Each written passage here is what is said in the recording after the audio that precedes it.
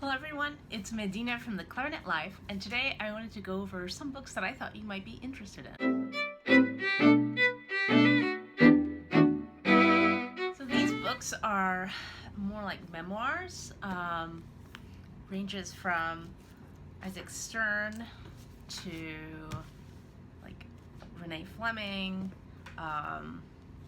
Fine Arts Quartet, stuff like that I found really interesting. And maybe you might want to read these books. Maybe you can get them on Kindle, or sometimes the library will have features where if you have like a tablet, you can you can check out the book but as an ebook, as long as you have your library card. So that might be an option if you're interested in taking a look at some of these books. Alright, so I'm going to go through them really quickly, and I'll also share with you the table of contents so you have an idea of what's in the book. So the first one I want to go over is a book written by Renee Fleming. It's called The Inner Voice, and I really enjoyed this book. I think I've definitely read it once, and I think I read it some other chapters again.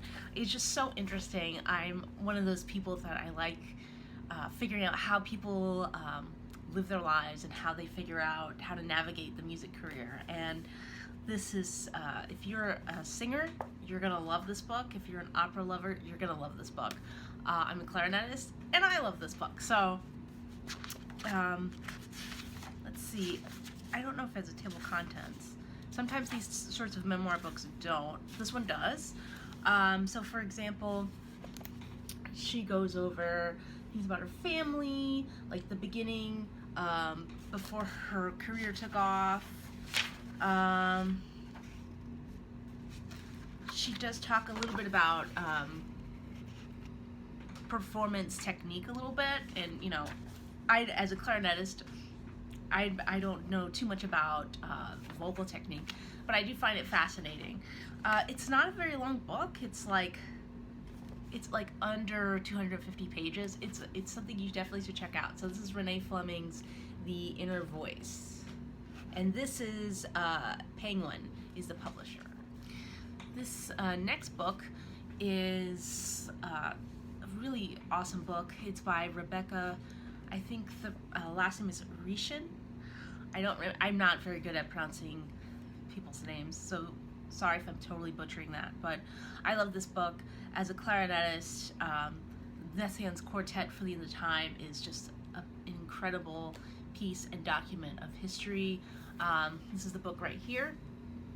It says, For the End of Time, the story of the Messiaen Quartet. And if you're someone who is very interested in history, someone who loves Messiaen and is just into the history during this time, you definitely want to check this book out.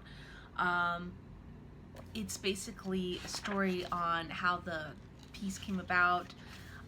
It's like an interview on the players, I think specifically the clarinetist.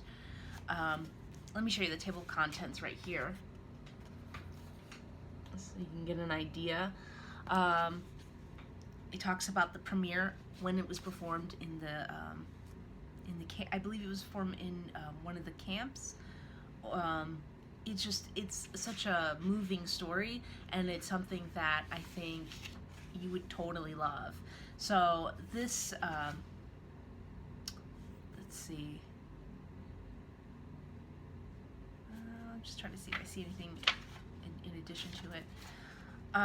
Is there any photos? Yeah, so there are some photos in here as well. So for example, there's a photo of the original cover of the work, some photos of the musicians, and the barracks that they had to stay in. So it's definitely, it's such a great book, and I think this would be really excellently paired if you're reading about like the Holocaust and World War II, and reading books outside of the music realm, and then in addition to reading this, I think is going to really kind of give you a new dimension with this. So take a look at Rebecca Rishen's For the End of Time. And who is the publisher? It's Cornell Paperbacks is the publisher. Okay. This book, I have to be honest, I have not finished reading it, but I love John Cage. This is Begin Again. Sure, right here. I don't know if you could see that. Begin Again. Biography of John Cage. Silverman.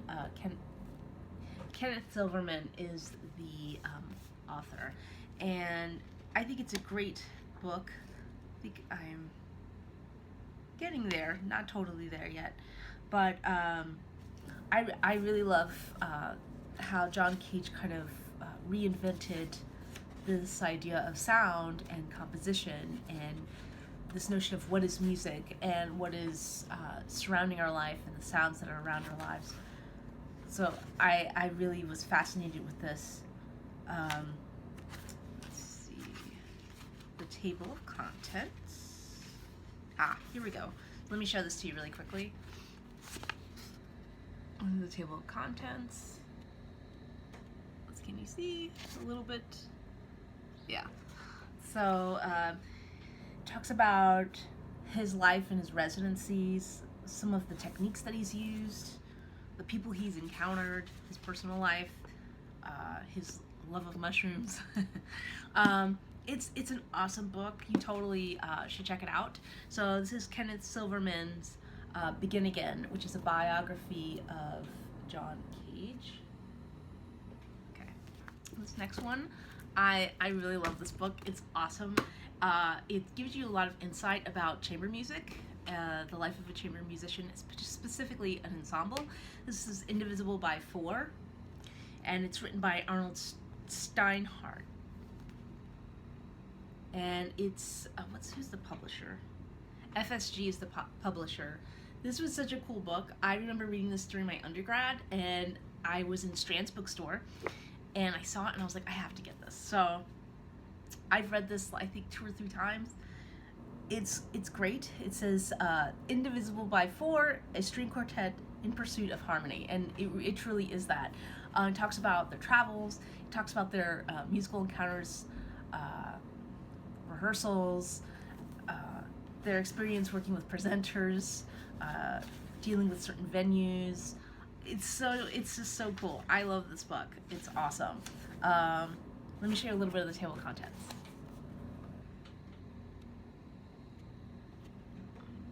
Okay. Yeah, so and I think, is there pictures? There might not be pictures in this one. No, there are no pictures in my copy, but it's just the picture here. But yeah, if you're a chamber musician or you're someone that just loves classical music, you totally need to get this book. Yeah, so this is Indivisible by Four, Arnold Steinhardt. And I believe Arnold has written multiple books, so he's someone that writes a lot about, I think he wrote about like finding the perfect instrument, but he does write a lot about his experiences, and you should totally check it out. So this is Indivisible by Four, Arnold Steinhardt. Okay, so we're gonna continue on with the strings. This is another book, and I remember getting this book in Barnes & Noble. I think it was the one located in Broadway and like 83rd, like Upper West Side. I was like waiting to go to a rehearsal, and I always stopped by Barnes & Noble because I really like the cafe there. I always get like the pretzels and coffee, of course, because I'm addicted to coffee. But I always would love going to the music section, specifically the biographies, because I'm so into that. Total nerd, love it. And I saw one copy left of Isaac Stern's book. It's called My First 79 Years. It's written by, I'm saying this wrong, Chaim Potok, P-O-T-O-K. I'm going to show you the cover right here.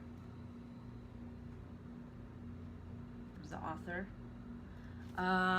Publisher, I think the publisher is Da Capo, right here.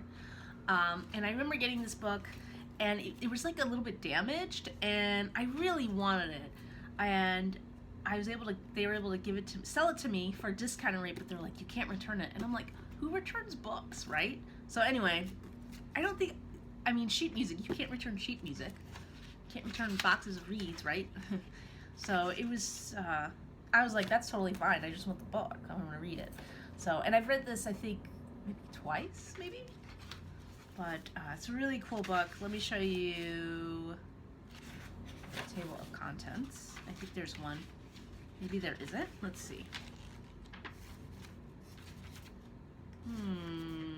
I'm not seeing one, actually. Yeah, so it starts off with, this is my first 79 years. It starts off with an introduction right here. So this particular book doesn't have a table of contents like the others. And the other thing is with the chapters, and I can see why, the chapters, it's just like 17. It doesn't have like a title, which is fine. Yeah, so basically this book, it's very similar to the Fine Arts Quartet book by Steinhardt, where you're learning about his tours, his experience as a musician, his personal life, and it's super cool. So if you're interested in learning about Isaac Stern, if you're really into him, or if you're just interested in the classical music life, the touring life, you should totally check out this book. This is by Chaim Potok, Isaac Stern, My First 79 Years. So we are going to end this with a classic memoir. Everybody knows about this. I haven't read all of it, but I have it here with me, and it's the memoirs of Hector Berlioz. So Berlioz is that typical hopeless romantic. As you know, he's a famous romantic composer. Let's see, this version that I have, Ernest Newman is the annotated and the translation revised by Ernest Newman. So the one that I have here, the memoirs are from 1803 to 1865, right here. And I think it's Dover. Yeah, Dover Publishers. So, let me take a look and see if there is a table of contents. And there is. So, let me show you. So this is kind of like what you're getting yourself into. Yeah. So essentially, you're going to learn about his life as a composer, his performance premieres, his reactions towards other people. It's kind of like a diary of sorts. Really cool. I haven't finished this whole thing, so I might have some extra time. Let's see, what else? So like, he talks about specific concerts, talks about specific orchestras and organizations in the music community, talks about his family. Yeah, so this is Memoirs of Hector Berlioz from 1803 to 1865, Dover Publications. Ernest Newman is the annotator and the translator of this version. So yeah. All right, everybody, so those are some books that I think you might be interested in if you are looking for inspiration or wanting to learn more about certain details of the classical musician's life. These are some great books to check out. Had some composers, some performers. Yeah, so if you have any books that you really enjoy, they don't have to be classical, they could be from other genres, other music genres. But if you have any books that you're interested in, put it down below in the comments. And I hope everybody's doing well. Hope everybody is staying safe and healthy, and take care. Thanks for watching, and subscribe if you haven't. Bye.